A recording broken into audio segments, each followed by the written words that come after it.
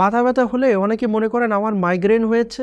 মাথা ব্যথার কারণ শুধু মাইগ্রেন নয়, এর পেছনে লুকিয়ে থাকতে পারে আরো অনেক সমস্যা। চলুন জেনে নিই মাথা ব্যথার কয়েকটি সাধারণ কারণ।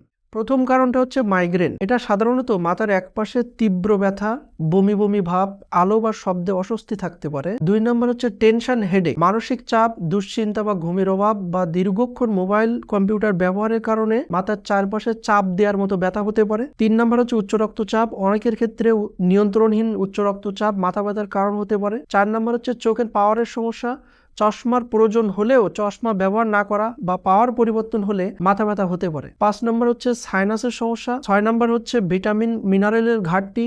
ভিটামিন B12, আয়রন, ফোলেট বা ভাইটামিন ডি এর ঘাটতি থাকলেও অনেক সময় মাথা ব্যথা হতে পারে। 7 নম্বরটা খুবই ইম্পর্টেন্ট, পানি শূন্যতা। অনেক সময় সারাদিন পর্যাপ্ত পানি না খেলেও মাথা ব্যথা শুরু হতে পারে। প্রিয় দর্শক, তাহলে কি কি পরীক্ষা করার প্রয়োজন পড়তে পারে? আমরা ডাক্তাররা CBC, vitamin level, vitamin B12 বা ভিটামিন ডি, তারপরে অনেক সময় ব্লাড প্রেশারটা মেজারমেন্ট করার প্রয়োজন পড়তে পারে। তবে মনে রাখবেন, সবার সব পরীক্ষা করার প্রয়োজন হয় না। চিকিৎসক আপনার উপসর্গ অনুযায়ী পরীক্ষা নির্ধারণ করেন।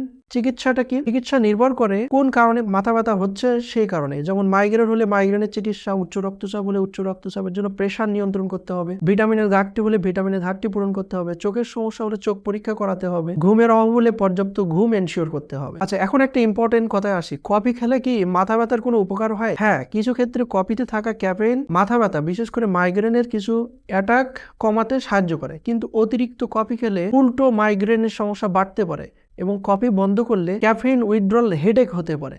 তাই কফি মাথা ব্যথার জন্য কোনো স্থায়ী চিকিৎসা না। মাথা ব্যথা একটি রোগ নয়, এটি একটি উপসর্গ। তাই শুধু ব্যথার ওষুধ খেয়ে নয়, মাথা ব্যথার আসল কারণ খুঁজে চিকিৎসা করাই উত্তম।